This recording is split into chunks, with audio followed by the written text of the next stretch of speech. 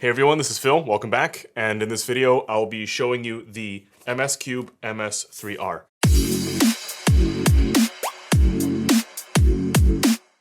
So if you look, interestingly enough, on YouTube for this cube, you'll see videos of it months back, people solving it, mostly people who are sponsored by DianSheng or content creators that receive the cube as a sample. This cube has been floating around for a while now and it just released on our store, so we thought it would be good to show you guys a review and show you guys some solves on this cube.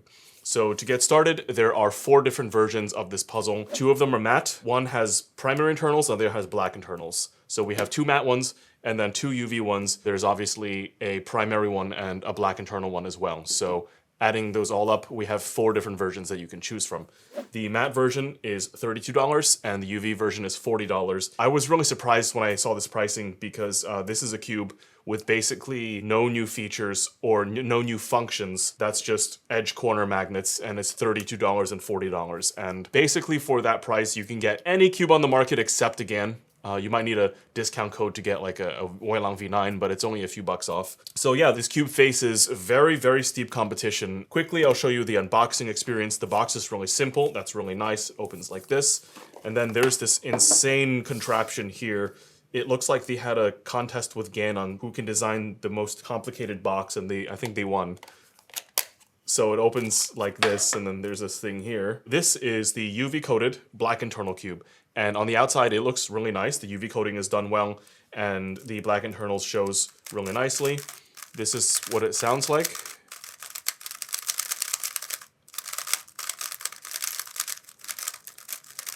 And I must say, DianSheng MS Cube has really dialed down this specific feel. I think no other cube on the market feels like this, and the past few releases they've made all have this similar sort of motif going on, so they've definitely developed a specific style of cube that they go for. I would describe the feel as fairly soft with a hint of friction deep on the inside. So when you turn, you can definitely feel that the pieces are touching far into the cube, which is a really interesting feel. I think DianSheng does this a lot with a lot of its cubes. I'm not saying it's a good thing or a bad thing, it's just an observation I have with the cube. The turning is also very springy. It's also another unique part of DianSheng cubes, I feel at least. This cube is definitely on the more flexible side. Keep in mind that we did tighten this cube a lot, so it could have been a lot looser, and even on tight tensions, it is very, very flexible. And you can see it, it can assume a variety of shapes. So it is a very flexible cube. So one thing you'll notice is that this cube has nothing except corner edge magnets and this really interesting adjustment system in the middle. Only until we read the manual very closely and played with it ourselves did we understand it. So I'll go over basically how it works. So basically there are 2 ways you can adjust it. One is by adjusting the outer ring on the top, and that adjusts tension. So I can just adjust it like this clockwise and it will adjust the tension for me. And you can adjust the core as well by pushing in this entire unit as a whole. And there are 2 settings for that. Turn it clockwise for a tighter setting or counterclockwise for a looser setting. From the get-go, I felt this cube was a little bit unstable. When you pair it with its like moderately fast speed, my first instinct was to make it tight. So we set it on setting 4 and we did set A for the core tuning on this cube to make it tighter. One thing I have to stress is just how stressful it is to see which setting you're on. Like this is literally, if this was on a computer, this would be like size 2 font. I think I'm more impressed that DianSheng was able to print this on plastic than anything because it's just so small and in certain lighting conditions, impossible to see. I had a very hard time actually seeing where my adjustments were when I was adjusting this cube, and that felt definitely unnecessary. This is just another way to do dual compression. It doesn't have a tool, which is really convenient, but I don't think it's worth it at the expense of not really being able to see what you're doing. So that's basically how that works. Corner cutting on this cube, like in a vacuum, it's pretty good. Like if you're just playing around with the corner cutting, I think it checks off all the boxes. There's nothing really wrong with it.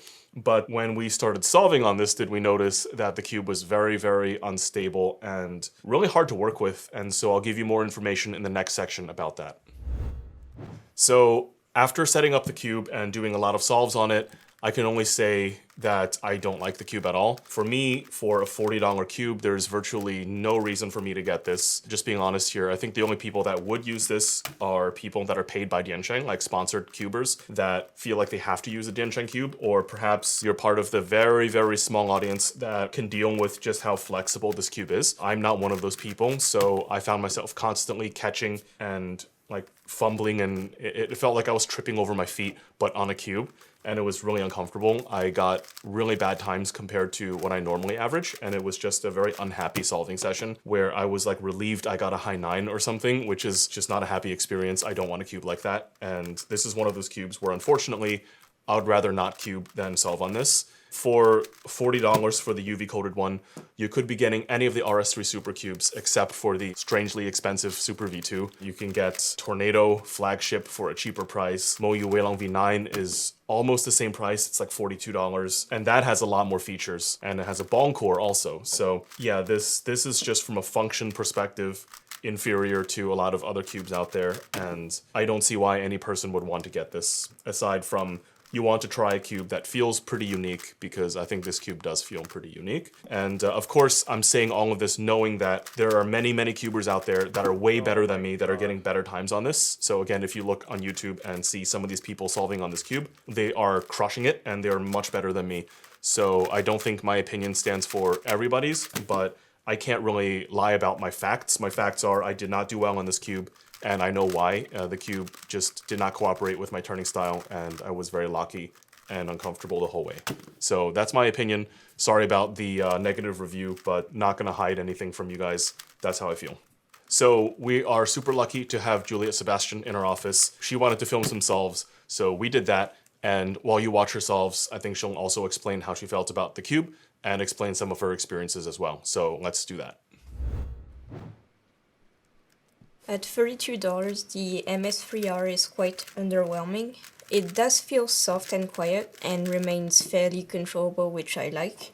The feeling is definitely enjoyable, which is a plus. However, the cube has a range of issues that make it really difficult to use. First of all, the tensioning system is really inconvenient. Adjusting the cube is a struggle because you need a great level of precision to avoid messing everything up. Additionally, the loosest axis distance setting is just not usable because I got a massive pop, like 5 solves after trying this setting. And also 3/5 of the spring compression setting make the cube too flimsy. And even on tighter settings, it flexes and locks up in ways that just shouldn't be possible. It also corner twists often. Although I was solving well, the cube just prevented me from performing to my usual standards, and I was averaging like anywhere between low 7 and DNF. I recommend just buying a Tornado instead.